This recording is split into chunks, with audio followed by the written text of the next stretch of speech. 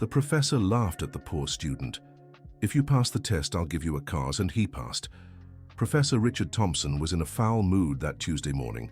His 45 years of teaching advanced mathematics at St. Andrews Private University in Boston had taught him to quickly spot students who didn't belong in that environment. And Tyrone Jackson Williams definitely didn't belong there. It was when he called the young man to the board to solve a complex equation he'd prepared especially to humiliate him that things escalated.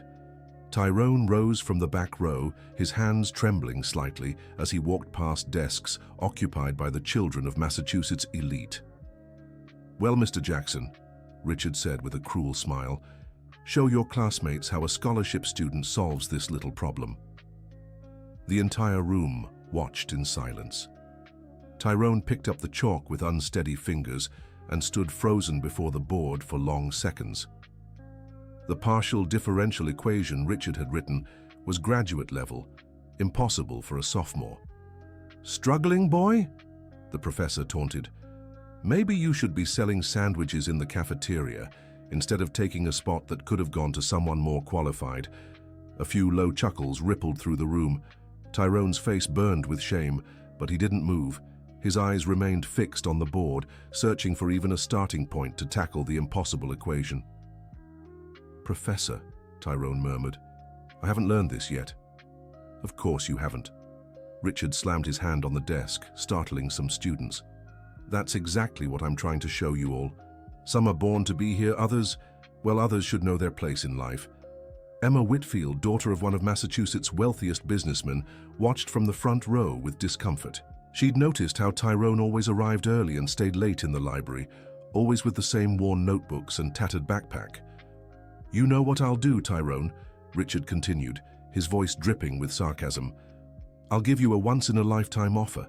If you score a perfect 10 on my final exam, I'll give you my car. How about that?" The room erupted in laughter. Richard's black Camry was well known in the university parking lot. Some students even clapped, finding the joke hilarious. "Well, do you accept the challenge?" the professor pressed, fully aware of how unfair he was being. Tyrone swallowed hard. His eyes scanned the amused faces of his classmates until they met Emma's concerned gaze.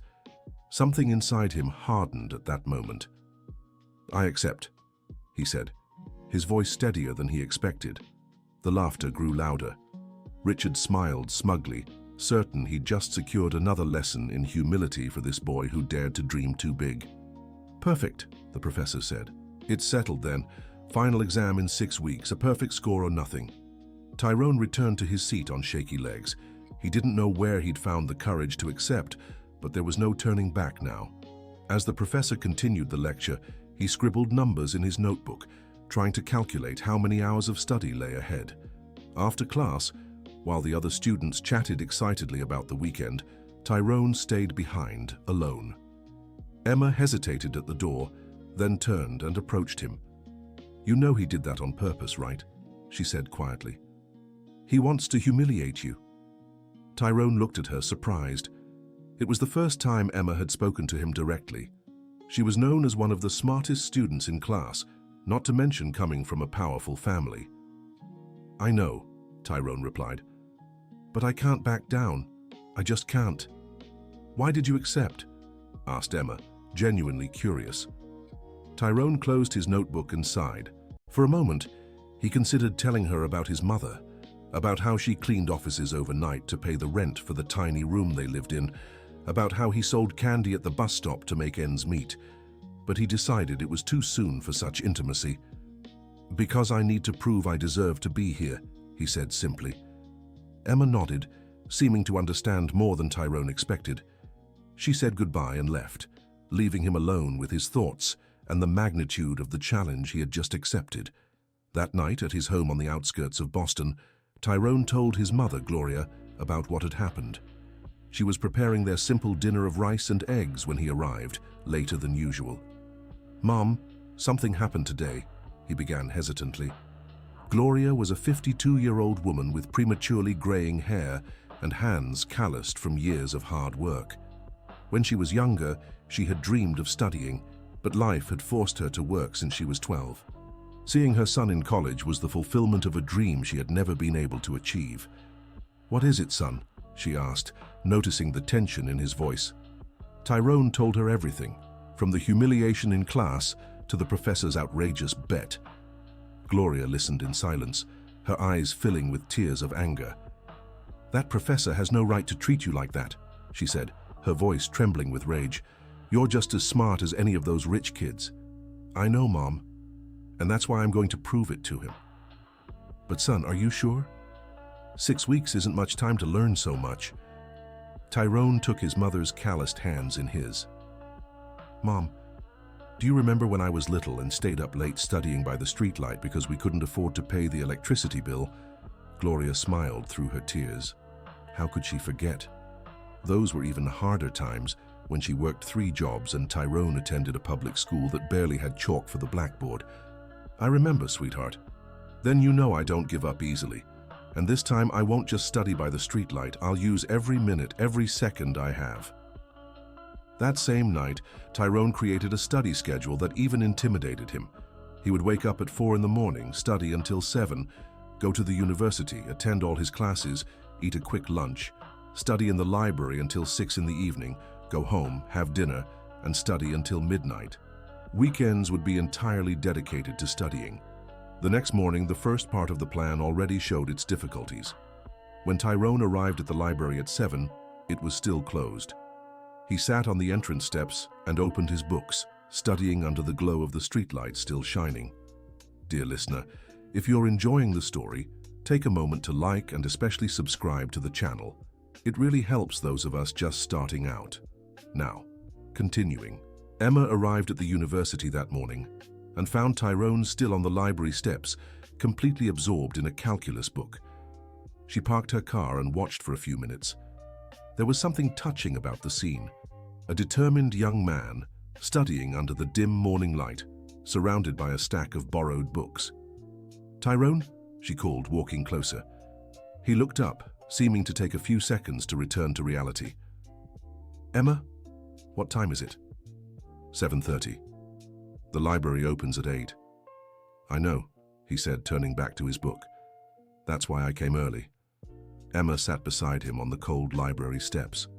Tyrone tensed. He wasn't used to someone from her social circle being so close. "Can I ask you something?" she said. "Sure. Why didn't you ask anyone for help? There are plenty of students in class who could lend you materials, explain the lessons." Tyrone stopped reading and looked at her. It was a fair question, but the answer was more complicated than Emma could imagine. "Because if I accept help now, they'll always say I only made it because of others. I need to prove I can do it on my own." "That's pride." "Maybe," Tyrone admitted. "But it's the only pride I have left." Emma felt a tightness in her chest. There was a dignity in Tyrone's struggle that she'd never encountered in her world of privilege. She stood up when the library opened, but before leaving, she left something beside him. "What's this?" Tyrone asked, looking at the flash drive she'd placed on the steps. "It's last semester's class notes, and some extra exercises my dad brought me when I was struggling with calculus." "Emma, I can't take this." "It's not a favor," she said quickly. "It's fairness. Professor Richard is being unfair to you. At least this way.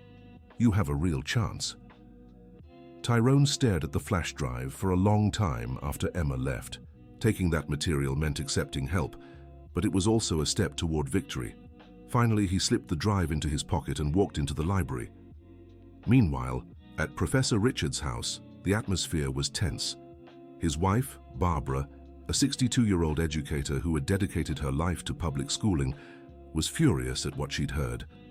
"How could you do something like that, Richard?" she asked over breakfast. "Do what? Teach that boy his place?" "His place?" Barbara nearly choked on her coffee. "His place is in a classroom studying like any other student." Richard sighed, knowing he was in for a lecture. Barbara had always been more progressive than him, always standing up for those in need. It was one of the things that had drawn him to her when they met 25 years ago. But now that difference in thinking was becoming a problem. "Barbara, you don't understand. I've worked with these kids for decades. I know who has potential and who's wasting time. Tyrone might be hardworking, but he doesn't have the foundation. He'll never keep up. And you decided to humiliate him publicly for that? I decided to teach him an important lesson. We can't always have everything we want in life. Barbara set her cup down harder than necessary. You know the difference between you and me, Richard. I believe education should open doors. You believe it should shut them. The argument was interrupted by the arrival of Ashley, the couple's 17-year-old daughter. She had just gotten back from school and immediately sensed the tension. "What's going on?" she asked, dropping her backpack on a chair. "Your father made a cruel bet with a scholarship student," Barbara explained. "Told him he'd give him his car if the boy aced the final exam." Ashley looked at her father with a familiar expression of disappointment, the same one Barbara wore when she was let down by him. "Dad, why?" "Ashley, you wouldn't understand. It's between a professor and his student. It's a matter of character," Ashley corrected, "and you're on the wrong side." Richard pushed back from the table, irritated. He wasn't used to being challenged in his own home, especially by women who didn't understand the difficulties of teaching students from different social backgrounds. "You don't know how hard it is to maintain a class's standards when someone can't keep up," he said. "That boy will drag everyone down. Or he might surprise everyone," Ashley countered. "Even you." That afternoon, Tyrone was in the library when he felt someone sit in the chair beside him.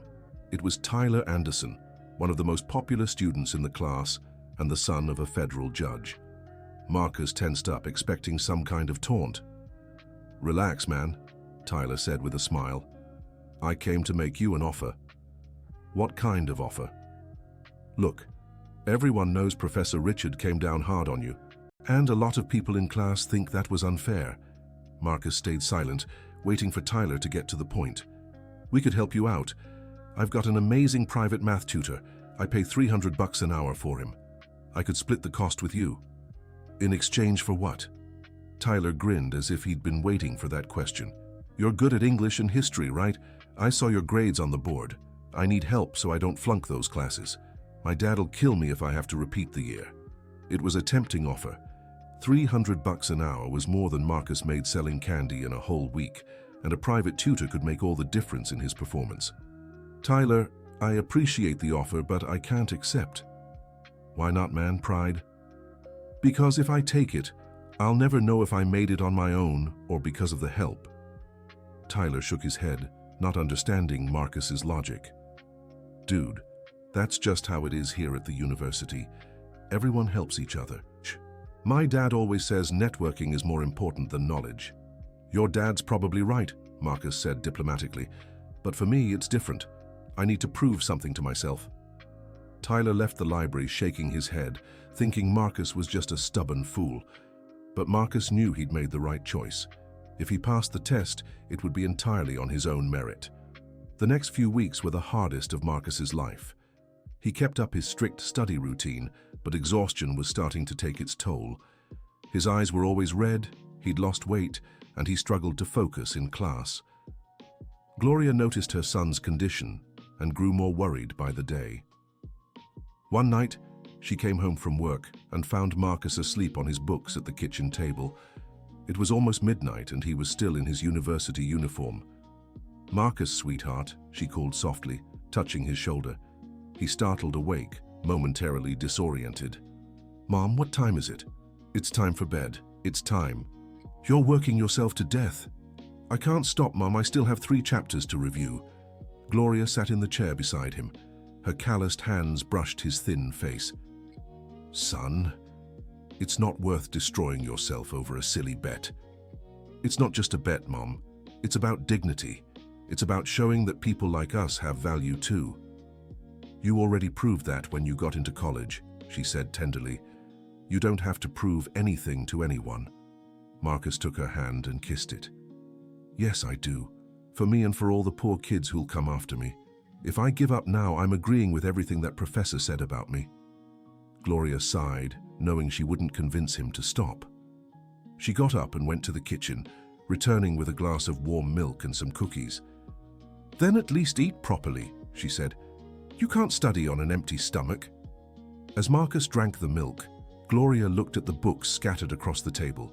There were so many she couldn't even imagine how one person could absorb so much knowledge in such a short time. "Mom, can I ask you something?" "Of course, sweetheart." "Do you ever regret not studying when you were young?" Gloria thought for a moment before answering. It was an old wound, one that had never fully healed. "Every day," she admitted, "especially when I see you with these books. I wonder how different things could have been if I'd had the opportunities you have." "And you think I should give up?" "No," she said firmly. "I think you should fight with all your strength, but without destroying yourself in the process." The next morning, Tyrone arrived at the university earlier than usual. He wanted to use the 2 hours before his first class to work on exercises in the library. But when he got there, he found Ashley, Professor Richard's daughter, waiting for him. "Tyrone," she called out when she saw him approaching. "Hi," he replied, surprised. "You're Professor Richard's daughter, right?" "I am. Ashley, can I talk to you?" Tyrone hesitated. He wasn't sure it was a good idea to talk to the daughter of his biggest adversary at the moment. "It's about my father," Ashley continued, sensing his hesitation. "About what he did to you." "Oh, can I explain? It's not an excuse, but maybe it'll help you understand why he acts this way." Tyrone looked down at the books in his hands, mentally calculating the time he'd lose in this conversation, but curiosity won out. "All right, we can talk." They sat on a bench near the library. Ashley seemed nervous, as if she were about to reveal a family secret. "My father wasn't always like this," she began. "When I was little, he was more human, but something changed in the last few years." "What changed?" "I think it was when he started working at this university. Before, he taught at a public school, can you believe it? And he loved it. He always talked about how rewarding it was to see underprivileged kids gaining knowledge." Tyrone was surprised. It was hard to imagine Professor Richard dedicating himself to poor students. "What happened?" "My mother got sick, cancer. And the public school's health plan didn't cover the treatment she needed. My father had to take this job at the private university to pay for the doctors." Ashley paused, her eyes filling with tears. "Mum recovered, thank God. But Dad never forgave himself for abandoning the poor students, as he puts it, and I think taking that guilt out on you is his way of dealing with his own conflict." Tyrone stayed silent, processing the information. Suddenly, Professor Richard didn't seem like a villain anymore, but a man tormented by his own choices. "Ashley, thank you for telling me this, but it doesn't change anything. I'm still going to pass this test." "I know," she said with a smile, "and deep down I think my father wants you to pass too. He just can't admit it." Dear listener, if you're enjoying the story, take a moment to like the video and, most importantly, subscribe to the channel. It helps us a lot as we're just starting out. Now continuing. That afternoon, Professor Richard was in his office preparing the final exam when he got an unexpected visit. Barbara walked in without knocking, something she rarely did, and sat in the chair across from his desk. "We need to talk," she said without preamble. "Barbara, I'm working." "About Tyrone." Richard sighed and set his pen down on the desk. "What about him?" "Ashley told me she talked to the boy today, and that she told him about my illness. She shouldn't have done that." "Why not? It's the truth, and maybe it's time you faced that truth." Richard leaned back in his chair, knowing he couldn't avoid this conversation. "What truth, Barbara?" "That you hate working here, that you miss your public school students, and that you're taking out that frustration on this boy because he represents everything you miss. That's cheap psychology." "It's the truth," Barbara insisted. "Richard, I got better. The treatment worked. You can go back to the public school whenever you want." "I can't. The salary here is 3 times higher. Ashley's in private school, we have the house mortgage, and we're unhappy," Barbara finished. "You're unhappy. I see it every day. And this unhappiness is turning you into someone I don't recognize." Richard Thompson remained silent for a long time. Barbara was right, but admitting it would mean acknowledging he'd lost his way at some point over the past 5 years. "What do you want me to do?" he finally asked. "Give Tyrone a real chance, make a fair test, and stop projecting your own demons onto him. The test is already ready." "Then redo it," said Barbara, standing up. For your conscience and for that boy's future. After Barbara left, Richard sat alone with his thoughts. He looked at the test he'd prepared and realized it was absurdly difficult, far beyond what any second-semester student could reasonably handle. It mixed graduate-level questions with basic problems, creating an almost impossible trap. For the first time in weeks, Richard questioned whether he was doing the right thing. Meanwhile, Tyrone continued his grueling study routine. But extreme exhaustion was taking its toll. During a physics class, he suddenly fainted, falling from his chair and startling everyone. Emma was the first to reach him, kneeling beside his unconscious body. "Someone call the infirmary!" she shouted. The physics professor, Dr. Wilson, a kind man in his 60s, helped carry Tyrone to the university infirmary. The nurse, Mrs. Jenkins, an experienced woman who'd seen it all in those halls, quickly examined him. "When was the last time he ate?" she asked Emma. "I don't know. Why?" "He's dehydrated and malnourished. Probably hasn't eaten properly in weeks." Tyrone woke up a few minutes later, still dizzy and struggling to focus. The first thing he saw was Emma's worried face beside the cot. "What happened?" he murmured. "You fainted," Mrs. Jenkins explained. "Young man, when was the last time you had a decent meal?" Tyrone tried to remember, but the past few days were a blur of books, equations, and cups of coffee. "Yesterday. I think yesterday morning." "And what time is it now?" 2 in the afternoon, Emma answered. Mrs. Jenkins shook her head disapprovingly. "Son, studying won't help if you don't take care of your body. Your brain needs fuel to work." "I don't have time to stop and eat," Tyrone said, trying to sit up. "You do now," Mrs. Jenkins said firmly. "I'm calling your mother, and you're staying here until she arrives." "No." Tyrone stood up too quickly and swayed, dizzy again. "Please don't call my mom. She's working and can't leave her job." Emma looked at Tyrone with an expression he couldn't decipher. There was pity, but also admiration for his dedication to protecting his mother. "Then I'll stay with him," Emma told Mrs. Jenkins. "Emma, you don't have to," Tyrone protested. "Yes, I do. Someone has to look after you since you won't do it yourself." Mrs. Jenkins brought a sandwich and juice from the cafeteria, insisting Tyrone eat everything. He obeyed, only then realizing how starved he was. "Tyrone," Emma said when they were alone in the infirmary, "can I ask you something personal?" "Sure. Why is this so important to you? Don't get me wrong, I admire your determination, but you're literally killing yourself over a bet." Tyrone finished the sandwich before answering. It was a fair question, and Emma deserved honesty. "Do you know what it's like to be invisible?" he asked. "What do you mean?" "It's when you walk into a room and people look right through you like you don't exist. It's when they make comments about people like you right in front of you, like you can't even hear them. It's when people assume you're not smart just because your clothes are cheap and your backpack is old."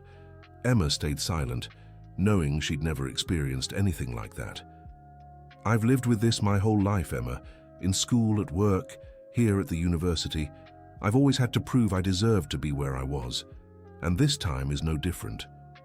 But you already proved that when you passed the entrance exam." "To whom?" asked Tyrone. "To Professor Richard, to our classmates, to myself." Emma didn't know how to respond. There was a deep pain in Tyrone's voice that went far beyond the current situation. "If I pass this test, it won't just be about winning a car. It'll be about showing that kids like me have the right to dream big. And if I don't pass, what?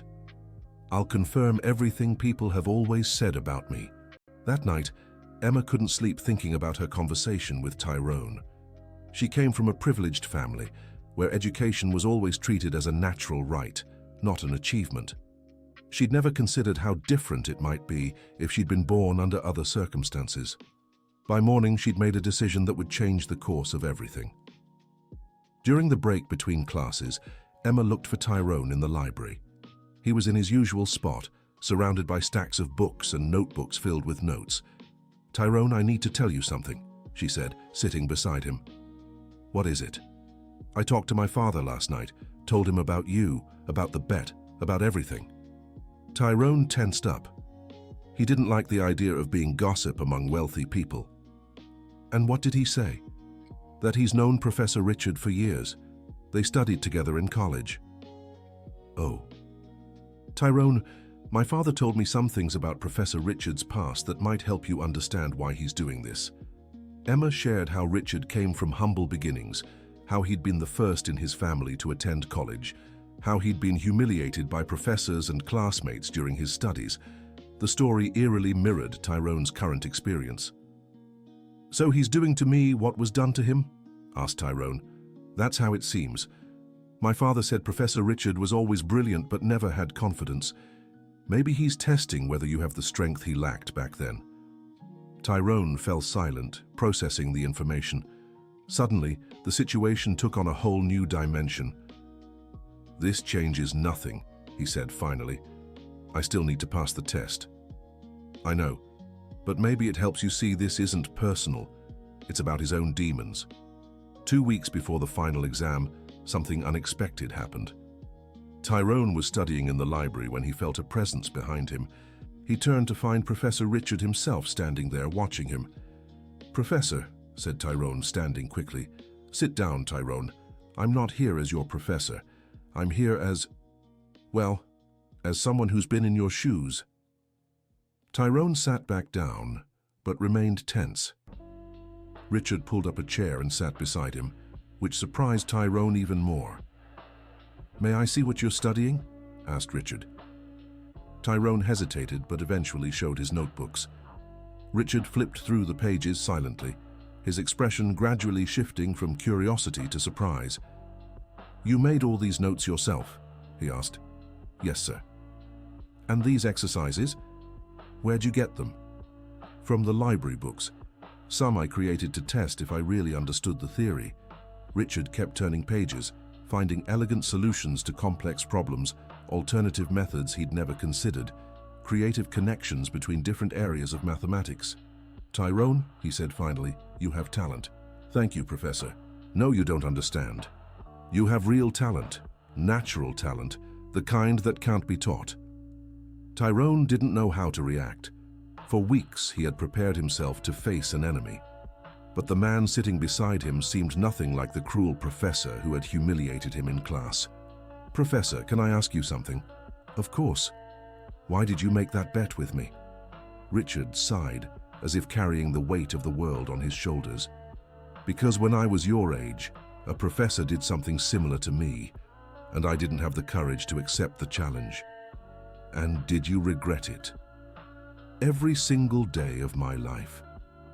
They sat in silence for a few minutes, the weight of that confession hanging in the air between them. "Tyrone, can I give you some advice?" "Of course. Don't study just to pass my test. Study because you love learning. Study because math is beautiful, and you have the gift to see that beauty." "Professor, are you changing the rules of the game?" Richard laughed, a sound Tyrone had never heard before. "No, the rules stay the same. You still need a perfect score to win the car. I'm just admitting I may have underestimated your ability. And if I don't make it, then you'll have failed trying something extraordinary, which is already more than most people ever do." When Richard stood to leave, Tyrone felt something fundamental had shifted between them. They were no longer professor and student on opposite sides of a battle, but two men who shared similar struggles and triumphs. Dear listener, if you're enjoying the story, don't forget to like and subscribe to the channel. It really helps us newcomers grow. Now, back to the story. News of the conversation between Richard and Tyrone spread quickly through the university. Some students became genuinely interested in the outcome of the bet, while others still believed Tyrone didn't stand a chance. Tyler Anderson approached Tyrone after history class. "Hey, I heard Professor Richard looked for you in the library." "He did." "So? Did he call off the bet?" "No, we just talked." Tyler looked disappointed. He had bet $50 with classmates that Tyrone would back out before the test. "Are you sure you want to go through with this?" he pressed. "There's still time to make up an excuse and walk away. Why do you want me to quit so badly?" Tyler hesitated. The truth was, Tyrone's determination unsettled him. It made him question his own complacency and lack of purpose. "I just don't want to see you humiliated again," he finally said. "Thanks for the concern," Tyrone replied, "but I'm seeing this through. That week, Gloria noticed a change in her son's behavior. He was still studying intensely, but he seemed less anxious, more focused. "What happened, son?" she asked at dinner. "You seem different." "I talked to Professor Richard. I think I finally understand what he wants from me." "And what's that?" "For me, not to give up on myself. To believe in my potential, even when others don't." Gloria smiled, seeing in her son the same determination she'd had when she vowed he would get an education, no matter the cost. "I always knew you were special," she said. "Even as a child, you saw things others didn't, understood things I couldn't explain. Mom, if I pass this test, things will change for us." "How so?" "I could get a better scholarship, maybe even a research grant. We could move out of this rental, buy our own place." Gloria squeezed his hand. "Son, I don't need a house of my own. I need you to be happy and fulfilled. The rest will follow." In the second to last week before the test, Tyrone received an unexpected visitor at home. Emma appeared at the door of the small apartment on the outskirts, carrying 2 grocery bags. "Emma?" Tyrone was surprised. "How did you find out where I live?" "I asked for your address at the university's office. I hope you don't mind." Tyrone looked at the bags and then at Gloria, who had appeared behind him with curiosity. "This must be your mother," Emma said with a smile. "Mrs. Gloria? I'm Emma, Tyrone's classmate." Gloria invited Emma inside, a little intimidated by the young woman's elegance, but moved by the kindness in her voice. "What's in those bags?" Tyrone asked. "Food," Emma replied simply. "I noticed you haven't been eating well, so I brought some things. Nothing fancy, just the basics." Gloria opened the bags and found nutritious food, vitamins, energy supplements. Her eyes filled with tears. "Sweetheart, you didn't have to do this," she said. "Oh, but I did. Tyrone will need all the energy he can get for the exam." "Emma, I can't accept this," Tyrone protested. "Why not?" Because you're too proud," she finished. "Tyrone, this isn't charity. It's one friend helping another. You'd do the same for me if I needed it." Tyrone looked at his mother, who was carefully arranging the food in the fridge as if they were precious treasures. "All right," he said finally. "Thank you." Emma stayed for dinner at Gloria's insistence. It was one of the most pleasant evenings Tyrone had had in a long time. Emma asked about his childhood, his dreams, his plans for the future. They talked about books, movies, music. Tyrone discovered that behind the facade of a businessman's daughter, Emma was a deeply interesting and genuinely kind person. "Can I ask you something?" Tyrone said as they were washing the dishes. "Of course. Why are you helping me?" Emma dried her hands and leaned against the kitchen counter. "Because you've made me see things I never noticed before. About privilege, about effort, about how unfair the world is to people like you. And that bothers you?" "It shames me," she admitted. "I always thought my life was normal, that everyone had the same opportunities I did. Meeting you showed me how wrong I was. Emma, you don't have to feel guilty for being born into a wealthy family." "I don't feel guilty. I feel responsible. Responsible for using my privileges to do something good."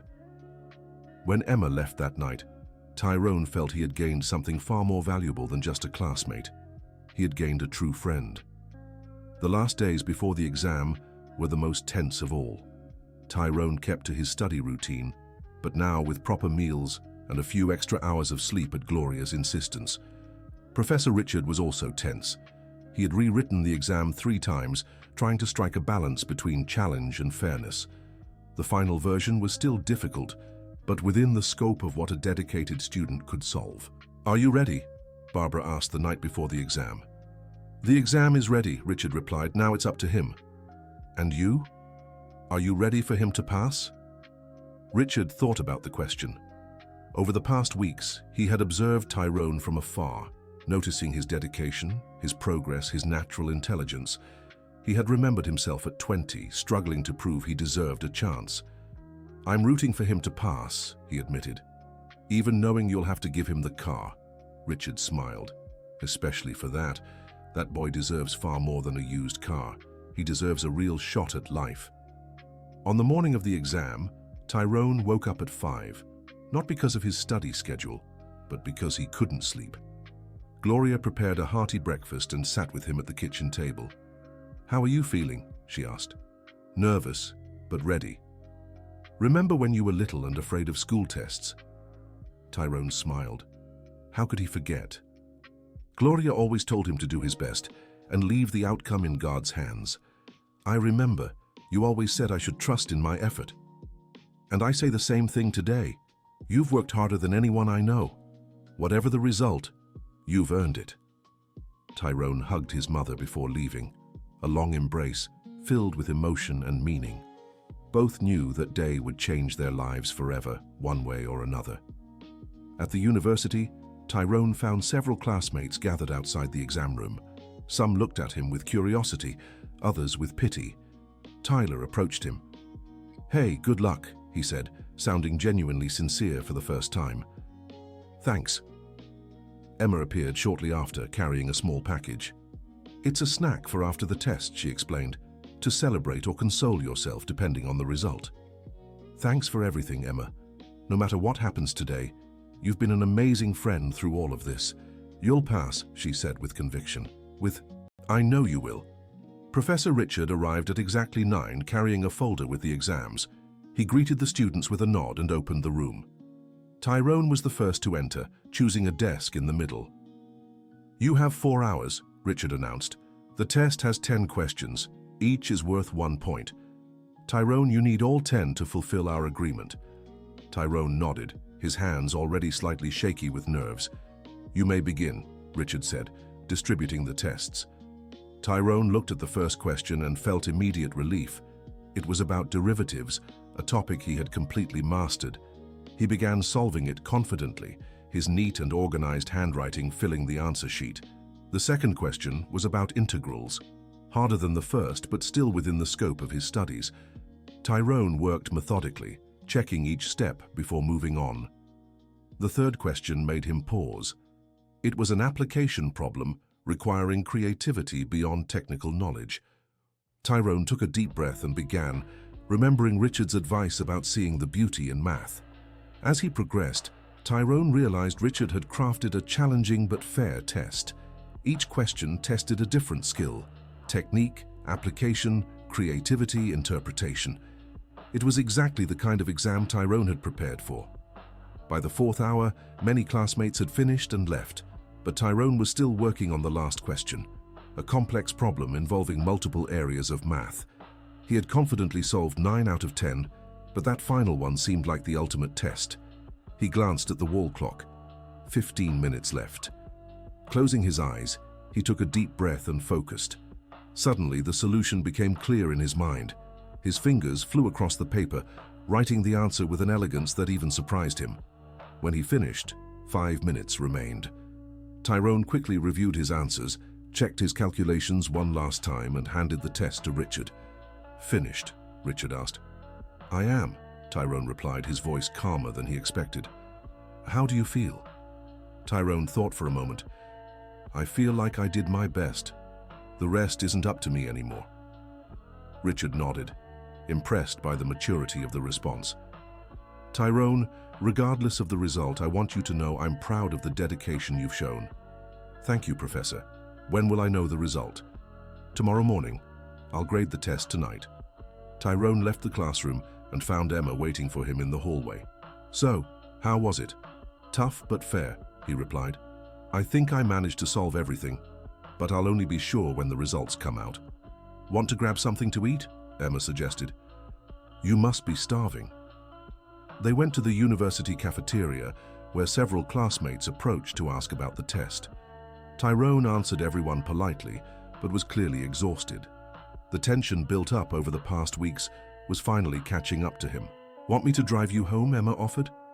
"Thanks, but I need to walk. I need to process everything that happened."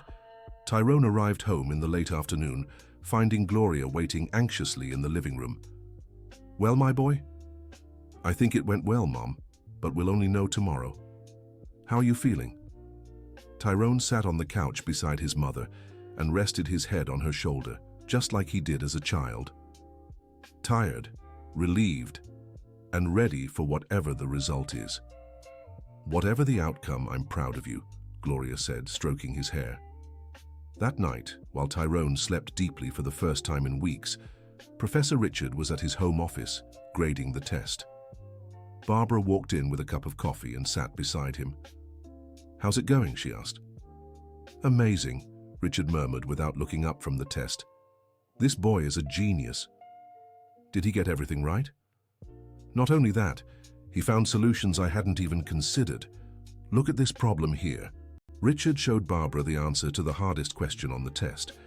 Tyrone had used an elegant, creative method that turned a complex problem into something almost simple.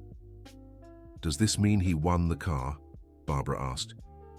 "It means he won much more than that," Richard replied. "He earned the right to be proud of himself for the rest of his life." Richard finished grading at 2 in the morning. The final result was undeniable. 10 points. A perfect score. The first time in his 15-year career that a student had achieved full marks on one of his tests. The next morning, Tyrone arrived at the university earlier than usual. He hadn't slept well, despite his exhaustion, and preferred waiting there rather than stewing in anxiety at home. Emma found him on the library steps, the same spot where they'd first talked. "Couldn't sleep?" she asked. "I did, but I woke up early anyway." "Nervous?" "A little, but also at peace. I did everything I could." They stayed there talking until it was time for class. When they entered the room, Tyrone noticed more people than usual. Apparently, word about the test had spread, and some students from other classes had come to witness the results. Professor Richard walked in carrying a folder and a sealed envelope. He greeted the class and got straight to the point. "As you know, yesterday we administered a special test for Tyrone. The result is in this envelope." Richard looked directly at Tyrone. "Before I open it, I want to say a few things. Tyrone, these past weeks, you've shown dedication I've rarely seen in my career. You've proven that talent without effort is wasted, but effort with talent is transformative." The room was completely silent. Everyone could feel the tension in the air. "Regardless of this test's result, you've already proven your worth. To me, to your peers, and most importantly, to yourself." Richard opened the envelope and pulled out the graded test. Tyrone could see red markings but couldn't read them from a distance. "Tyrone, you scored..." The pause felt like an eternity. 10. The room erupted in cheers and applause. Emma jumped from her chair and ran to hug Tyrone, who stood frozen in surprise and emotion. Even Tyler, who had bet against Tyrone, was clapping. 10, repeated Tyrone, still in disbelief. "A perfect 10. "Top score," confirmed Richard, approaching with the test in his hands. "And not just that.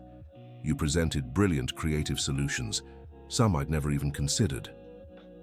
Tyrone looked at the test, seeing the 10 points clearly marked at the top of the page. His hands trembled as he took the paper. "This means," he began. "That you won a car," Richard finished, pulling the keys from his pocket. But instead of handing them over right away, he addressed the whole class. "I want you all to learn a lesson today. Don't judge people by appearances. Don't assume you know what someone is capable of. And above all, never underestimate the power of determination combined with talent." He turned to Tyrone. "This young man has taught me more about education in the past few weeks than I've learned in decades of teaching. He reminded me why I became a professor." Richard extended the keys to Tyrone. "These keys are yours by right. You earned them with merit and dedication." Tyrone took the keys, still struggling to fully process what was happening. It was a moment he had imagined hundreds of times, but reality was far more intense than any fantasy. "Professor," he said, his voice thick with emotion, "thank you. Thank you for giving me this opportunity. Thank you for reminding me why it's worth believing in students."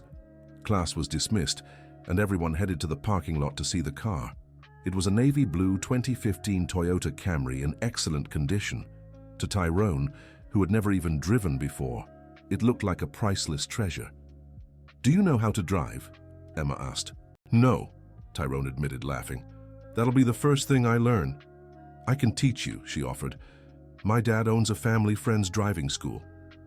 While the others admired the car and asked questions, Tyrone stepped aside to call his mother. Gloria was at work, but he couldn't wait to share the news. "Mom," he said when she answered. "Tyrone, is everything okay?" "I passed, Mom. I got a perfect score on the test." Silence lingered on the other end for a few seconds. Then Tyrone heard quiet sobs. "Mom, are you all right?" "I'm crying from happiness, my boy. I always knew you could do it. And there's more. I won the car." "The car? The one the professor promised?" "Yes. I'm here in the university parking lot holding the keys." "Good Lord," Gloria murmured. "My boy won a car. Mom, can you leave work early today so I can pick you up? I want you to be the first person I take for a ride." "Of course, sweetheart. Shall tell my boss." When Tyrone hung up, he found Professor Richard waiting for him. "Tyrone, can I speak with you for a minute?" "Of course, Professor." They stepped away from the group of students still admiring the car. "I'd like to make you an offer," Richard said. "What kind of offer?" "I need a tutor for the introductory calculus classes. It's a paid position, and you could help other students facing the same struggles you did." Tyrone was stunned. It was an opportunity he'd never imagined. "Professor, I'd be honored, but am I really qualified?" "Tyrone, you just aced the hardest test I've ever given. More than that, you understand the fight to earn every opportunity. That makes you the perfect tutor." "When would I start?" "Next semester. That'll give you time to finish your driving lessons," Richard said with a smile. That afternoon, Tyrone went to pick up Emma so they could go get Gloria from work. On the way, with Emma driving the Camry and Tyrone in the passenger seat, they talked about how things had changed. "You know what's funny?" Tyrone said. "I thought winning this car would be the end of the story, but it feels like it's just the beginning." "Beginning of what?" "Of a new chapter in my life. The tutoring job, being able to help my mom, feeling like I really belong at this university." "And how do you feel about Professor Richard now?" Tyrone thought for a moment. "Grateful. He gave me the greatest gift anyone can give another person, the chance to prove my worth. Even after all the humiliation? Especially because of it. If he'd been kind from the start, I never would have discovered what I'm capable of." When they arrived at the building where Gloria worked as a cleaner, Tyrone got out of the car to get her. She appeared at the door a few minutes later, still in her work uniform, but with a face glowing with happiness. "My boy," she said, hugging Tyrone tightly. "I'm so proud of you. Mom, I want you to meet someone very special. This is Emma, my friend from the university." Gloria greeted Emma warmly, thanking her for all the help she'd given during the weeks of test preparation. "Mrs. Gloria," Emma said, "your son is one of the most determined people I've ever met. You must be so proud." "I am," Gloria replied, her eyes shining. "I always knew he was special, but seeing the world recognize it, it's a joy I can hardly contain." Tyrone's first car ride was taking his mother to see the university. He wanted to show her the library where he'd spent so many hours studying, the classroom where the test had taken place, the place where it all began. Gloria was amazed by the campus, the modern buildings, the number of young people walking around with books in their hands. It was a world completely different from hers, but knowing her son was part of it filled her with pride. "Tyrone," she said when they were in the parking lot about to leave, "your father would be so proud if he were here." It was rare for Gloria to mention Tyrone's father. He had passed away when Tyrone was just 10, the victim of a work accident. But Tyrone had always known his father dreamed of seeing him study, grow, and have opportunities he himself never had. "I know, Mom, and I hope I'm honoring his memory." "You are, son. You're honoring his memory and building the future he dreamed of for you." In the weeks that followed, Tyrone's life changed completely. He started driving lessons, got his license in record time, and began using the car not just for himself, but to help other students in need who struggled with transportation. Professor Richard kept his promise, and Tyrone became a basic calculus tutor. His first class had 12 students, most of them scholarship recipients like him. Tyrone discovered that teaching was almost as rewarding as learning. "Math isn't your enemy," he told the class during his first session as a tutor. "It just needs to be introduced the right way." One of the students, a young man named Marcus from the outskirts of Chicago, raised his hand. "Tyrone, how did you get here? I heard the story about the test, about the car. It seems impossible. Tyrone smiled, remembering when he'd asked similar questions to older students. Marcus, it wasn't easy. There were times I thought about giving up, but I learned that impossible is just a word we use when we don't want to try hard enough. And Professor Richard, is he really as tough as they say? Professor Richard is demanding, replied Tyrone diplomatically. But he's also fair, and sometimes the person who believes in us the most is the one who pushes us beyond our limits. After class, Tyrone went to Richard's office. Their relationship had evolved into something close to mutual respect and even friendship. "How was your first day as a teaching assistant?" Richard asked. "Better than I expected. The students are engaged. They just need a little confidence. Just like you a few months ago." "Professor, can I ask you a personal question?" "Of course. Did you really believe I could pass that test when you made the bet?" Richard thought for a moment before answering. "Honestly, at first, no. I was trying to teach you humility, to show you your place." "And what changed?" "You did. Your determination, your growth, the way you faced the challenge. At some point, I stopped rooting for your failure and started rooting for your success.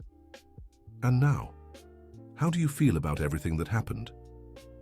"Embarrassed by my initial biases and proud to have witnessed one of the greatest life lessons I've ever seen." By the end of the semester, Tyrone not only kept his scholarship, but also secured a research grant, exactly as he'd dreamed. The extra money allowed him and Gloria to move into a better apartment, closer to campus. "Mom," he said on their first night in the new place, "remember when you said you didn't need a home of your own?" "I do," Gloria replied, admiring the spacious, well-lit living room. "Well, this is still rented, but it's our home, and one day we'll have a place of our own too." "Tyrone, we already have everything we need. We have each other, our health, and hope for the future. And we have a car," Tyrone added, laughing. "And we have a car," Gloria agreed. Emma remained a close friend to Tyrone. She helped him adjust to the university's social environment, introduced him to influential people, and opened doors he might never have accessed alone. "Emma," Tyrone said during lunch on campus, "sometimes I feel guilty accepting your help." "Why?" "Because it feels like I'm benefiting from your privilege." "Tyrone, you're not benefiting from my privilege. You're teaching me how to use it responsibly. There's a difference." "How so?" "Before I met you, I used my privilege without thinking. Now I use it with purpose. Helping you made me realize I have social responsibilities I'd been ignoring." "And what do you plan to do with that awareness?" "After graduation, I want to work in inclusive education. I want to create programs that help young people like you access quality higher education." Tyrone smiled, realizing his journey had impacted far more people than he'd imagined.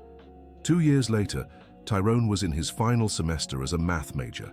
His reputation as a brilliant student and exceptional teaching assistant had spread across the university. He'd published 2 research papers, won a national applied math competition, and been accepted into a fully funded master's program. Professor Richard, now his informal advisor, was helping him prepare his thesis presentation. "Tyrone, do you have any idea the impact your story has had on this university?" Richard asked. "How so?" "The number of scholarship students has increased by 40% in the last 2 years. The administration created new academic support programs. You inspired institutional change." "That's incredible. And there's more. I've been asked to write a book on inclusive teaching methods. I'd like you to be my co-author." Tyrone was stunned. An academic book was something he had never imagined writing so early in his career. "Professor, it would be an honor, but I have one condition." "What is it?" "I want to dedicate the book to all the teachers who believe in their students' potential, even when the students themselves don't believe in it." "Perfect. And I want the first part of the book to tell your story. Not as a tale of overcoming odds, but as an example of how the right challenge can reveal hidden talents." At the graduation ceremony, Tyrone was the class speaker. His speech reflected on opportunities, meritocracy, and the importance of believing in yourself even when others don't. "3 years ago," he began, looking at the packed audience, A professor made a bet with me. If I got a perfect score on his test, he'd give me his car. At the time, I thought it was about the car. Now I know it was about so much more. In the audience, Gloria wept with pride, wearing a new dress Tyrone had bought especially for the occasion. Beside her, Emma cheered enthusiastically. Professor Richard sat in the front row alongside other faculty members.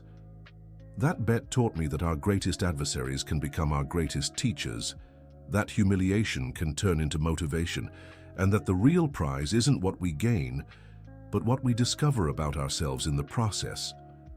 When Tyrone finished his speech, the audience rose in a standing ovation. He stepped off the stage and went straight to hug his mother. "We did it, Mom," he whispered in her ear. You did it, my son. I just had the privilege of watching." After the ceremony, there was a reception in the university courtyard. Tyrone was chatting with some classmates when Professor Richard approached. "Tyrone, can I steal you for a few minutes?" They stepped away from the group and walked to the parking lot where the Toyota Camry was parked. Richard stopped by the car and smiled. "You know what's funny?" he said. "When I made that bet, I thought I was teaching you about limitations, but really you taught me about possibilities. Professor, can I tell you a secret?" "Of course. I knew I'd pass that test." Richard looked at Tyrone in surprise. "What do you mean?" "Not because it was easy, far from it, but because I'd finally found something worth fighting for with everything I had. And when you fight for something with everything you've got, you usually succeed. And if you hadn't, then I'd have learned that even failure can be a form of success, as long as you never stop trying." Richard shook his head, impressed by the maturity of the young man he'd helped shape. "Tyrone, do you plan to keep this car?" "Why do you ask?" "Because I have an idea for it." "What idea?" "How about turning it into the first vehicle for the university's rideshare program? We could use it to pick up students in need who live far away, set up an organized carpool system." Tyrone looked at the car, remembering all the times he'd used his own gas money to help classmates who needed rides. Richard's idea was a natural extension of what he'd already been doing informally. "Professor, that's brilliant. But I have one condition." "What is it?" "I want the first car in the program to be named Hope, and I want it to have a plaque explaining that it was donated by a student who believed education can change lives." "Perfect. And who'll drive it?" "I'll keep driving when I can. And we'll train other student volunteers to help. It'll be a collaborative project." 6 months later, the university's rideshare program had 3 vehicles and had helped over 100 students attend classes regularly. Tyrone, now in grad school, coordinated the project as part of his community outreach work. "How's the master's going?" Emma asked during one of their monthly meetups. "Tough, but rewarding.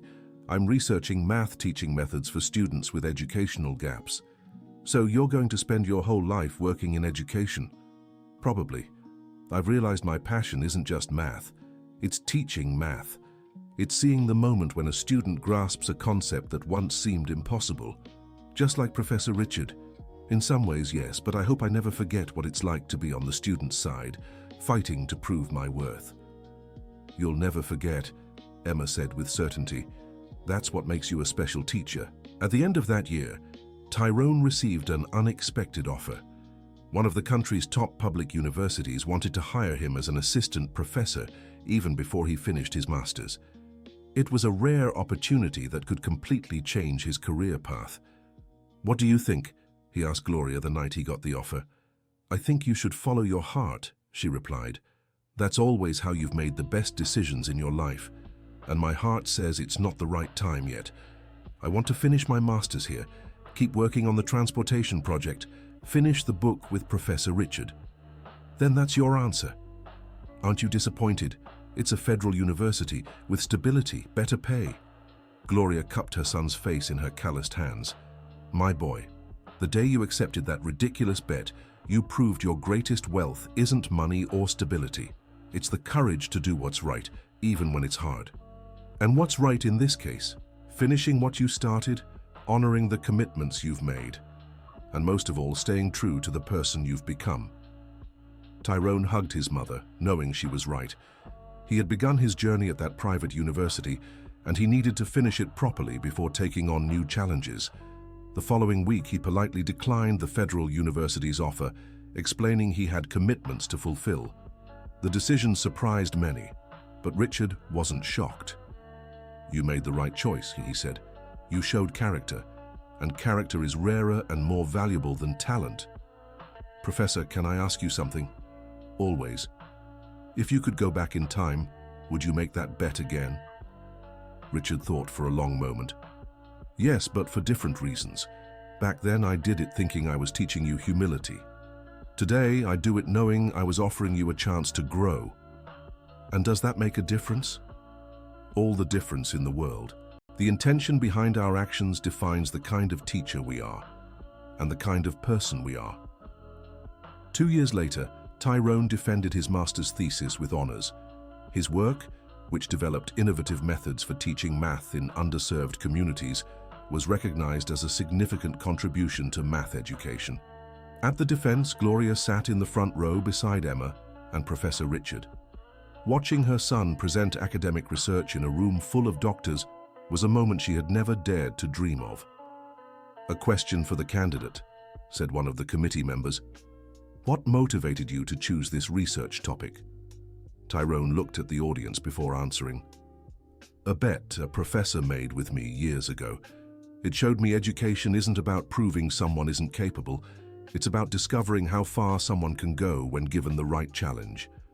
After the defense, there was a small celebration in the math department. Tyrone was chatting with colleagues when he felt a hand on his shoulder. It was Marcus, the student from Chicago's outskirts, who had been his first tutee. "Professor Tyrone?" Marcus said with a huge grin.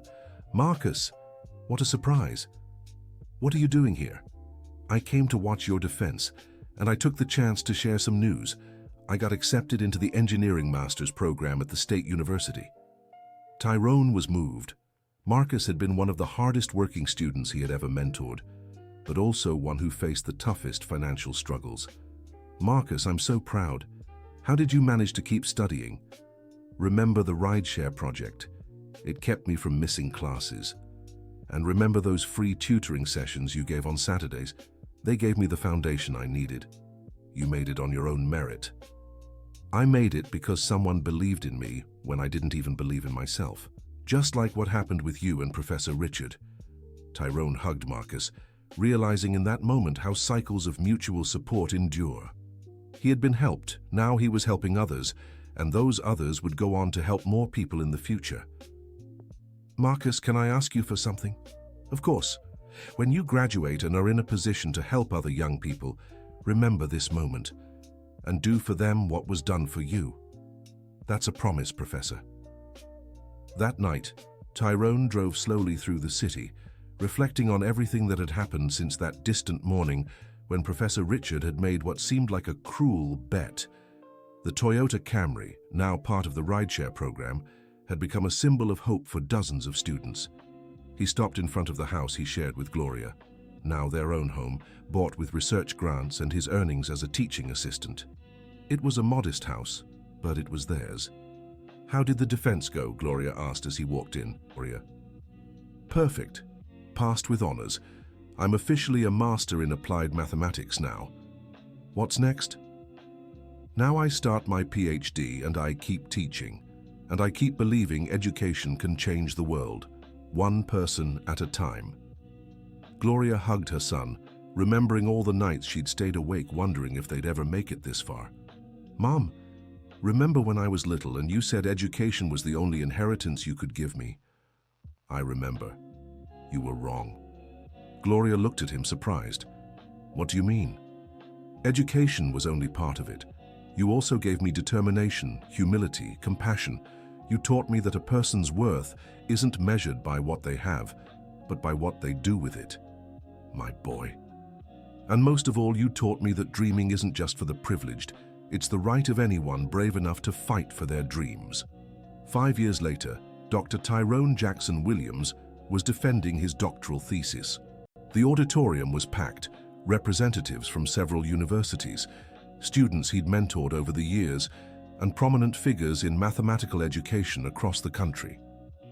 In the front row, Gloria sat beside Professor Richard, now retired but still active in research. Emma had come all the way from New York, where she worked for an inclusive education nonprofit. Marcus was there too, now a graduated engineer working on social projects. Inclusive math education, Tyrone said in his presentation, isn't about lowering standards. It's about raising support. It's about creating conditions so every student can reach their full potential. After the defense, which passed with distinction, a reception was held in the university garden. Tyrone was speaking with some visiting researchers when Ashley, Professor Richard's daughter, now an education professor herself, approached. "Tyrone, congratulations on your PhD. Can I ask you something?" "Of course, Ashley. Do you plan on leaving this university now? Plenty of state schools would be interested in hiring you." Tyrone looked around, taking in all the familiar faces that had been part of his journey. "You know, Ashley, I could go anywhere right now, but I've learned that the place where we can make the biggest impact is where our roots are planted, and my roots are here." "So you're staying?" "I'm staying.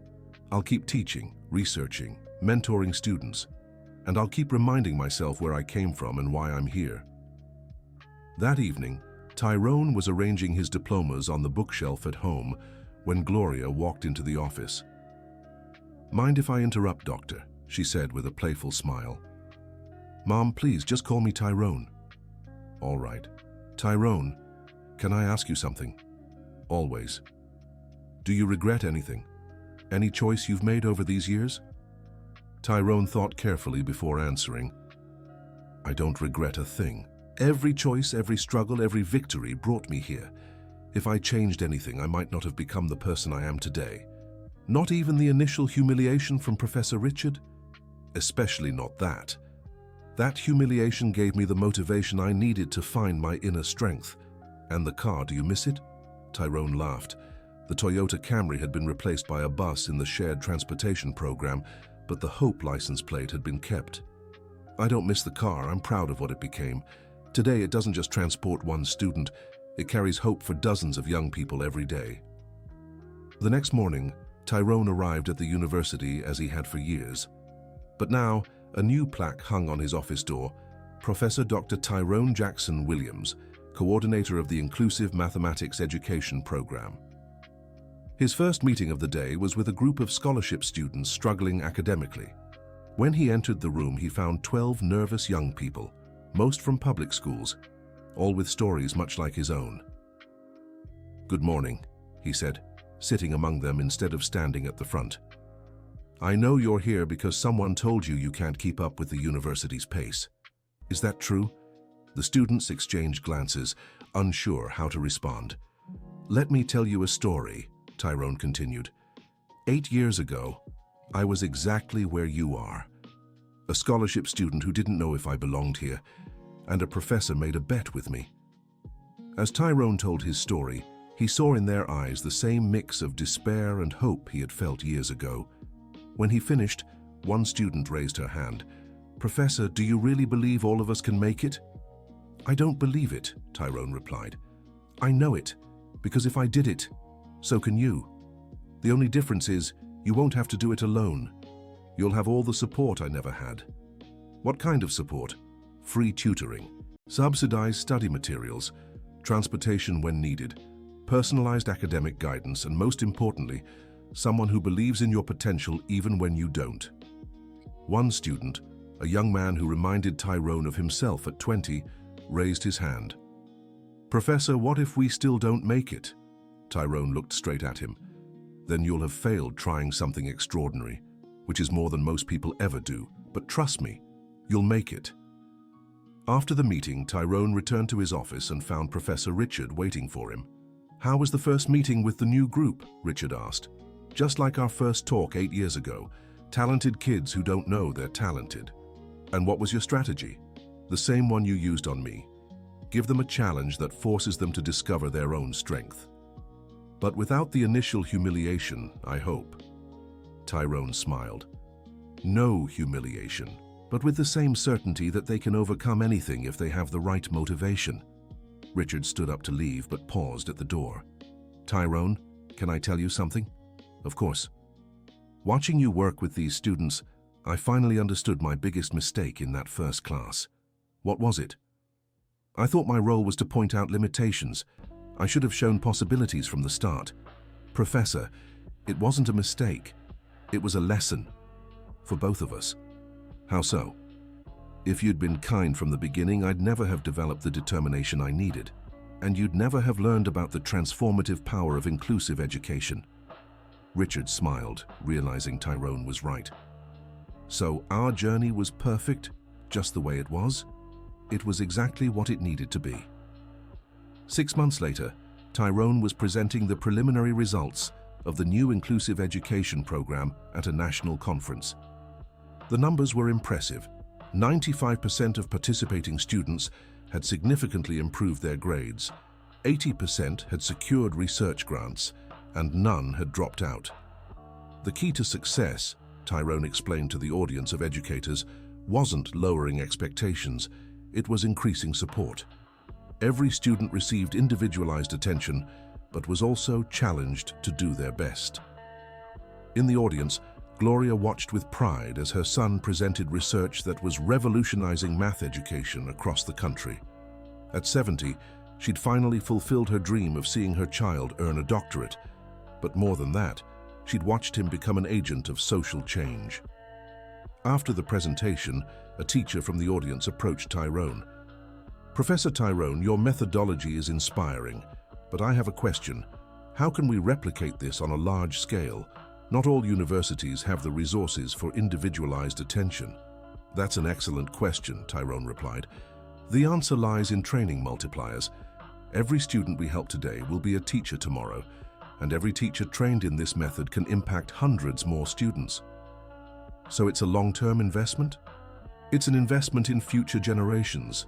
We're planting seeds that will bear fruit for decades. That evening, during the conference's closing dinner, Tyrone received an offer to lead a national inclusive math education program.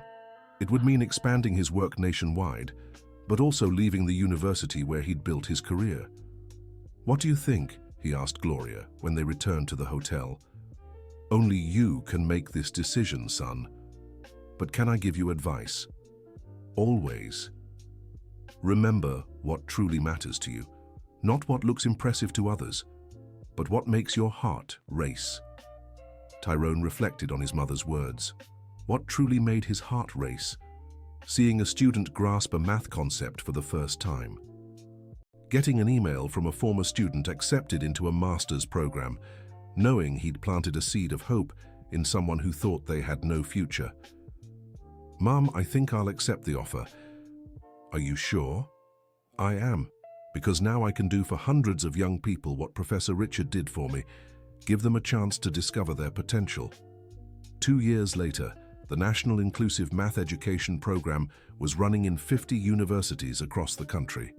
Tyrone traveled nationwide, offering training, overseeing implementations, and collecting data on outcomes. During one trip, he visited a university in the Deep South, where he met a young teacher named Sarah, who'd implemented the program with extraordinary results. Professor Tyrone, she said, I want to thank you for creating this methodology. It completely changed how I teach. How so? I always thought my role was to identify who had talent and who didn't. Now I understand my role is to help each student develop the talent they already possess. And the results? Last semester, no student failed calculus. For the first time in 15 years of teaching, I achieved a 100% pass rate. Tyrone smiled, remembering his own struggles with calculus years ago. Sarah, can I ask you a personal question? Of course. Did you ever have a teacher who believed in you when you didn't believe in yourself? Sarah thought for a moment. I did. My high school math teacher. I hated the subject, thought it was impossible. She stayed with me after class for an entire year until I understood that math was beautiful, not scary. And now you do the same for your students. Exactly. The cycle continues. That night, Tyrone called Gloria from his hotel in rural Louisiana. How's the trip, son? Amazing, Mom. I'm seeing the program work in places I never imagined reaching. And how are you feeling? Fulfilled. For the first time in my life, I feel like I'm doing exactly what I was meant to do. That's wonderful, my love. Your father would be proud. Mum, can I tell you a secret? Always. Sometimes, when I'm giving talks or training sessions, I think that bet with Professor Richard was the most important moment of my life. Not for the car, not for the win, but because it showed me who I really was. And who are you?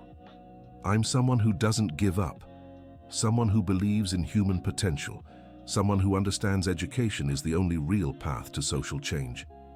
I've always known that, son, since you were little. 3 years later, Tyrone was back at the private university where it all began. He'd been invited to give the commencement speech. The auditorium was packed with graduates, families, faculty, and education officials. 12 years ago, Tyrone began, I sat in that audience as a graduate. I thought that was the culmination of my education. I didn't know it was just the beginning. In the front row, Gloria sat beside Professor Richard and his wife Barbara. Emma had come from New York just for the occasion. Marcus was there too, now a family man and coordinator of social projects in his hometown. Today I want to talk about bets, Tyrone continued. Not gambling, but bets on human potential. On teachers who bet on students who bet on themselves, on societies that bet on education. He told his story once more, but now with the perspective of someone who'd seen the long-term fruits of that early experience. That bet changed 2 lives, he said, looking directly at Richard. Mine and the professor who made it. He learned about the power of believing in a student's potential. I learned about the power of determination combined with opportunity. But most importantly, Tyrone went on, that bet started a cycle that continues today. Every student I help becomes a multiplier. Every teacher I train becomes a sower of hope. Every young person who discovers their potential becomes living proof that education transforms destinies. When Tyrone finished, the audience rose in an ovation that lasted several minutes. He stepped down and greeted those in the front row. Professor Richard, he said, embracing his old mentor, thank you for making that bet. Thank you for teaching me that betting on human potential is always worth it, Richard replied. Gloria approached and hugged her son.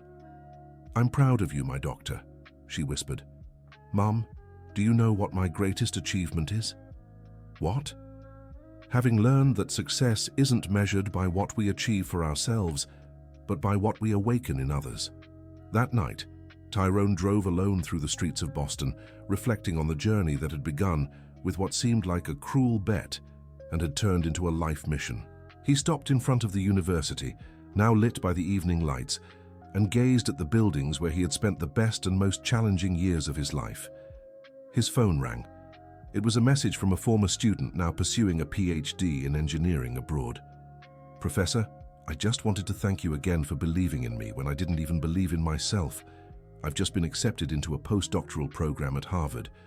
None of this would have been possible without your guidance. The cycle continues. Tyrone smiled, putting his phone away. The cycle truly did continue, and it would go on long after his own life, carried forward by every life he had touched, every dream he had helped realize, every young person he had taught to believe in their own potential. When he got home, he found Gloria waiting with a cup of hot tea. How was the rest of your night? She asked. Perfect. Absolutely perfect. And now, what's next? Tyrone sat beside his mother on the couch, accepting the tea gratefully. To keep doing what I've always done. Teach, guide, believe in the potential of every person who crosses my path. Don't you ever want to rest? Retire early. Enjoy the success you've earned. Mom, do you know the difference between a job and a calling? What? A job tires you. A calling energizes you. And I've discovered that my calling is to show young people like I once was that they can go as far as they want, as long as they don't give up on themselves. So you'll never stop? I'll stop when there are no more young people who need to discover their potential. So, never, Tyrone said, laughing. Gloria kissed her son's forehead, remembering the boy who used to study under a streetlight because they couldn't afford electricity. Your father would be proud, she said once more. I know, Mom, and I hope every parent of kids like I was can also be proud of their children. That's what I work for every day. That night, Tyrone slept deeply, dreaming of classrooms full of determined young people, of teachers who believed in every student's potential, of a world where social background didn't determine educational destiny. The next morning, he woke up early and got ready for another day of work. He didn't know how many young people would cross his path that day, how many stories of struggle and triumph he would hear, how many seeds of hope he would plant, but he knew that each day was a new opportunity to make a difference, and that every difference made would multiply into others, creating waves of change that would spread far beyond what he could imagine. As he drove to the university on that sunny Boston morning, Tyrone thought of the phrase that had become his personal motto: education isn't about proving who can't, it's about discovering how far each person can go, and he would keep discovering, teaching, and believing, one bet at a time. End of story. Now tell me, what did you think of this story of perseverance and transformation? Do you believe Tyrone made the right decisions along his journey? Share your honest thoughts in the comments and let me know where you're watching from. If you have any similar experiences with education or overcoming challenges, we'd love to hear them. Don't forget to like if the story moved you, and most importantly, subscribe to the channel so you don't miss other inspiring stories like this one.